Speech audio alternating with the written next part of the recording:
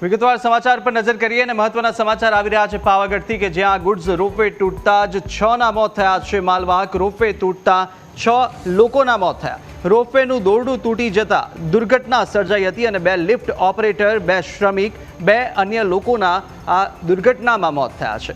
તો સ્થાનિક પોલીસ અને ફાયર બ્રિગેડની ટીમ હાલ ઘટના સ્થળે પહોંચી ચૂકી છે। પાવાગઢના જે પ્રસિદ્ધ શક્તિપીઠ ખાતે જે માલવાહક આ રોપવે તૂટી જવાની ઘટના બની છે અને જેમાં 6 લોકોના મોત થયા છે। રોપવેનું દોરડું તૂટી જતા આ દુર્ઘટના સર્જાઈ હતી। તો મૃતકોમાં 2 લિફ્ટ ઓપરેટર, 2 શ્રમિક અને અન્ય 2 લોકોનો સમાવેશ થાય છે।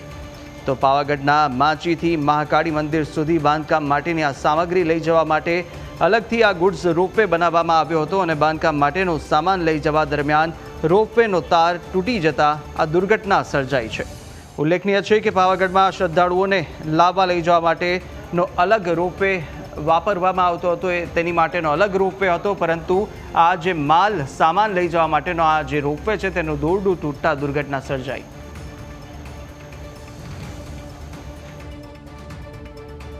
અત્યારે અમે આવીને અમને ખબર પડી છે કે આ જે મટીરિયલ લઈ જતો રોપવે છે તૂટેલો છે। પ્રાથમિક દ્રષ્ટિએ એવું જાણવા મળેલું છે કે ટોટલ 6 લોકોના મૃત્યુ થયેલા છે। આગળની તપાસ ચાલુ છે। અત્યારે શું પરિસ્થિતિ સાહેબ? અત્યારે સામાન્ય છે, જેટલા માણસો છે એની ડેડ બોડી જે એક્સપાયર થઈ ગયેલા છે એની ડેડ બોડી અમે હોસ્પિટલમાં રવાના કરાવેલી છે અને અહીંયા બીજું કંઈ છે નહીં અત્યારે। બીજો જે આપણે પેસેન્જર રોપવે ચાલુ છે એની શું સ્થિતિ છે? પેસેન્જર રોપવે પણ અત્યારે બંધ છે પવનના કારણે અને અમે હાલમાં એમને સૂચના આપેલી છે જ્યાં સુધી બીજી કોઈ સૂચના એમને ન આપવામાં આવે ત્યાં સુધી પેસેન્જર રોપવે પણ ચાલુ કરવો નહીં। તો વધુ વિગતો મેળવીશું સંવાદદાતા દશરથસિંહ ફોન લાઈન પર જોડાયા છે। દશરથસિંહ, જે રીતની આ દુર્ઘટના સર્જાઈ, સૌથી પહેલા તો એ જાણીશું કે આ દુર્ઘટના કેવી રીતે સર્જાઈ હતી? શું માલ સામાન ક્ષમતા કરતાં વધુ ભરવામાં આવ્યો હતો? બિલકુલથી જણાવી દઈએ કુશાગ્ર, સુપ્રસિદ્ધ યાત્રાધામ પાવાગઢ ખાતે જ્યારથી વિકાસના કામો માટે જે રોપવે અલગથી બનાવવામાં આવે છે, જે માલ સામાન ઉપર લઈ જવા માટે, કહી શકાય કે જે માલ વાહન માટે ટ્રેક્ટર, JCB સહિતની જે સામગ્રી છે વજનવાળી, તે પણ એના પર લઈ જવાતી હતી। પરંતુ હાલ જે આજે જે દુર્ઘટના બની છે એમાં તો એટલું વજન પણ નહોતું, પરંતુ ક્યાંક ને ક્યાંક જે તેનું મેન્ટેનન્સ ન થયું હોય તેના કારણે આ ઘટના બની હોય તેવું ચોક્કસથી કહી શકાય। અને આ ઘટનાની અંદર 6 જેટલા જે અંદર વહન કરતા જે શ્રમિકો છે તેઓનું મોત નીપજ્યું છે। જી બિલકુલ, હાલ રાહત અને બચાવ કામગીરી કેવી રીતે ચાલી રહી છે? ઘટના સ્થળે શું સ્થિતિ અત્યારે જોવા મળી રહી છે? જે ઘટનાને લઈ જિલ્લા વહીવટીતંત્ર ત્યાં સ્થળ પર દોડ્યું છે અને ફાયર વિભાગની ટીમ પણ ત્યાં સ્થળ પર પહોંચી અને જે તમામ જે કામગીરી છે હાથ ધરવામાં આવી છે। અને જે હાલ જે તમામ જે રોપવે છે જે પરિવહન માટેના તે જે યાત્રાળુઓ માટેનો તે પણ હાલ બંધ કરવામાં આવ્યો છે। જ્યાં સુધી સૂચના ના મળે ત્યાં સુધી તે પણ હાલ બંધ કરવામાં આવ્યો છે। જી બિલકુલ, અને દશરથસિંહ, જે રીતે આ માલ સામાન માટેનો આ ગુડ્સ રોપવે યુઝ કરવામાં આવી રહ્યો હતો, તો સાથે સાથે યાત્રિકોનો પણ જે રોપવે હતો તેની માટે શું વ્યવસ્થા, સુરક્ષાના ભાગરૂપે શું તેને પણ બંધ કરી દેવાયો છે? જી બિલકુલથી, જે આ ઘટના બન્યા બાદ જે સલામતી માટે જે રોપવે જે છે યાત્રાળુઓ માટે તે પણ હાલ તંત્ર દ્વારા બંધ કરવામાં આવ્યો છે। અને જે ઘટનાને લઈ જે અહીંયા જે SP સહિતના જે અધિકારીઓ છે તે હાલ રેફરલ હોસ્પિટલ ખાતે પણ દોડી આવ્યા છે। જી બિલકુલ બિલકુલ, આપણી સાથે કલેક્ટર પણ ફોન લાઈન પર જોડાઈ ચૂક્યા છે। બિલકુલ, આપણી સાથે અજય દહિયા, કલેક્ટર પંચમહાલના જોડાઈ ચૂક્યા છે ફોન લાઈન પર। અજય સર, જે રીતે આ ઘટના સામે આવી, સૌપ્રથમ તો અત્યારની સ્થિતિ ત્યાં કેવી છે? કેવી રીતે આ દુર્ઘટના સર્જાઈ? જે ઉપર ડુંગર ઉપર જવા માટે જે મટીરિયલ માલ સામગ્રીની જે લિફ્ટ છે એની અંદર આ દુર્ઘટના બની છે। આ માલ સામાનની હેરાફેરી વખતે એની અંદર જે સવાર ઓપરેટર અને મજૂર, આમ કરીને ટોટલ 6 લોકોની કેઝ્યુઅલ્ટી અંદર થઈ છે।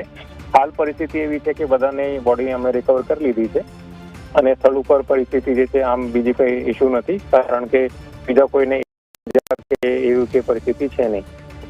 વિચાર એવો કે જે અકસ્માત તે કઈ રીતે થયું છે એના માટે અમે પ્રાથમિક તપાસની એક ટેકનિકલ સમિતિ બનાવી છે। એ રિપોર્ટ આવે પછી અમને જાણ થશે કઈ રીતે એનું શું કારણ થયું છે। બિલકુલ, અને અજય સર, આ પ્રાથમિક દ્રષ્ટિએ શું લાગે છે? શું ક્ષમતા કરતાં વધુ માલ ભરવામાં આવ્યો હતો કે પછી મેન્ટેનન્સનો અભાવ હોય? હવે એનું મેન્ટેનન્સ શેડ્યુલ જે છે અને ઓવરઓલ બીજી કોઈ ટેકનિકલ ખામી છે, આ 2 પ્રશ્નો જ મોટા છે જે આપ વાત કરી, અને આ 2 પ્રશ્નો જ આ ટેકનિકલ સમિતિ વાત કરશે। એના જે અધિકારી છે સ્થળ ઉપર જવા માટે રવાના થઈ ગયા, બિલકુલ, ચેકિંગ કર્યા પછી પાસપોર્ટ જી, અને આ જે કોન્ટ્રાક્ટ બેઝ હતું કે પછી જે પણ ઓપરેટર હશે તેની પર કોઈ જવાબદાર થાય તો કાર્યવાહી શું કરવામાં આવી છે? બિલકુલ આ જે ઓપરેટર છે ઓપરેટરને પણ અમે આઈડેન્ટિફાઈ કરી લીધા છે. એમાં જે પણ ખામી આવશે જે એની જવાબદારી થશે એના ઉપર ચોક્કસ એક્શન લેવામાં આવશે. અન્ય કોઈક ઈજાગ્રસ્ત થયા છે જે ત્યાં આગળ શ્રદ્ધાળુ યાત્રિકો આવતા હોય, કારણ કે અત્યારે આ જે રીતનો અત્યારે રજાના દિવસો ચાલી રહ્યા છે તે દરમિયાન? નહીં, જેવી રીતે મેં કીધું આ પેસેન્જર રોપવે નો હતું, આ મટીરિયલનું રોપવે હતું. એ પેસેન્જર રોપવેથી અલગ હોય અને બીજા કોઈ સામાન્ય શ્રદ્ધાળુઓને કોઈ ઈજા નથી. તો સુરક્ષાના ભાગરૂપે અન્ય રોપવેની શું ચકાસણી થશે? હવે તેને લઈને શું પગલાં લેવાશે? જે રેગ્યુલર રોપવે છે એ તો મોસમના કારણે આમ પણ હાલ બંધ જ હતું. જ્યારે પણ ચાલુ કરવામાં આવશે ત્યારે બધી ચેકિંગ કર્યા પછી ચાલુ કરવામાં આવશે. બિલકુલ. તો આમાં કોઈ સલામતીના કોઈ એસઓપીનું પાલન થયું હતું કે નહીં? પ્રાથમિક દ્રષ્ટિએ શું લાગી રહ્યું છે ત્યાંથી કોઈ? એ તપાસ ટેકનિકલ ટીમ કરશે ખબર પડશે. અને આ દુર્ઘટનામાં જે પીડિત પરિવાર છે તેમને કોઈ સહાયની કોઈ વાત? એના માટે અમે કરી રહ્યા છીએ, જ્યારે ડિક્લેર કરી પછી આપને વાત કરશું. અને સર વારંવાર થતી, કારણ કે આ શ્રદ્ધાળુઓ અનેક લોકો ત્યાં આગળ આવતા હોય છે, તો ભવિષ્યમાં આવી ના થાય ઘટના તેને લઈને કોઈ પગલાં? એના જે પણ મેન્ટેનન્સ શેડ્યુલ છે એ ફોલો કરવામાં આવશે. બિલકુલ, થેન્ક યુ. બિલકુલ સર, આપ જોડાયા તે બદલ આપનો આભાર. તો અત્યારે જે રીતે અન્ય જે રોપવે છે, જે શ્રદ્ધાળુઓ માટેનો રોપવે હતો તે અલગ હતો, તેને પણ હાલ અત્યારે બંધ કરી દેવાનો નિર્ણય છે તે સરકાર દ્વારા, તંત્ર દ્વારા લેવામાં આવ્યો છે. પરંતુ અત્યારે આ દુર્ઘટના સર્જાઈ પાવાગઢમાં ગુડ્સ રોપવે હતું જે માલ સામાનનું પરિવહન કરતું હતું અને તે તૂટી જતા 6ના મોત થયા છે. આજરોજ પાવાગઢમાં જે મટીરિયલ રોપવે આવેલો છે કે જે મંદિરના વિકાસના કામ માટે જે નીચેથી સામાન લઈ જવાનો હોય, એ રોપવેનો વાયર અચાનક તૂટી જતા એમાં જે સવાર 6 લોકો હતા એના દુઃખદ મૃત્યુ થયેલા છે. હાલમાં એ લોકોને હાલોલ ખાતે હોસ્પિટલ ખાતે લાવી ઇન્ક્વેસ્ટ ભરીને એમની પીએમની કાર્યવાહી ચાલુ કરેલી છે. એ એમના જે 2 ઓપરેટરો છે એ જમ્મુ કાશ્મીરના રહેવાસી છે, એક રાજસ્થાનના હતા અને બાકીના 3 અહીંયા ગુજરાતના છે. પણ ડિટેલમાં હજી ક્યાંના રહેવાસી છે, બધી ક્યાં રહે છે એની તપાસ ચાલુ છે. પ્રાથમિક દ્રષ્ટિએ જ અમે કહીએ છીએ આપને કે એનું જે ઘટનાનું કારણ છે એનો વાયર તૂટી જવાના કારણે ખબર પડી છે. ડિટેલમાં એફએસએલને બોલાવ્યા પછી આગળની આપને ખબર પડશે.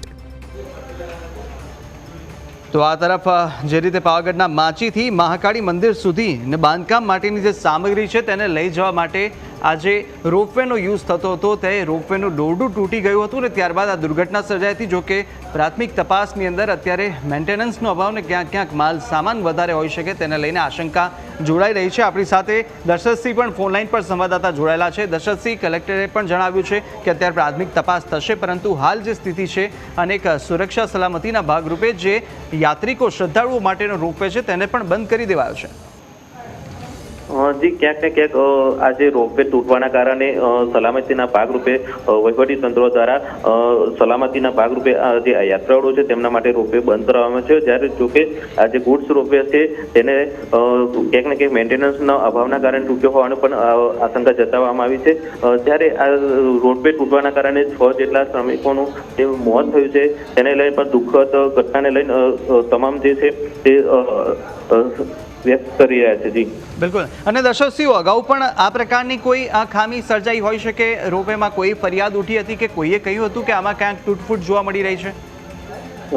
ના જી, બિલકુલ અત્યાર સુધી કોઈ પણ આવી કોઈ ઘટના કે આવું કોઈ પણ પ્રકારની જે સામગ્રીમાં કે લઈ જવા માટે કે કોઈ પણ પ્રકારની ખામી જોવાઈ નથી. અને હવે અત્યારે જે આ દુર્ઘટના સર્જાઈ ત્યાં આગળ ઉપસ્થિત હાજર લોકોના અંદર કેવો ભય હતો? શું તે લોકો કહી રહ્યા હતા? કોઈ એવી પ્રતિક્રિયાઓ સામે આવી રહી છે? જી, હાલ તો કોઈ એવી પ્રતિક્રિયા સામે તો નથી આવી, પરંતુ ક્યાંક ને ક્યાંક આજે રોપવે તૂટવાના કારણે જે શ્રદ્ધાળુ છે તેમજ જે શ્રમિકો છે તેમના મનમાં કંઈક ને કંઈક ડર તો છે કે આવી ઘટના જો અમારી સાથે થઈ હોત તો અમારે શું થતું.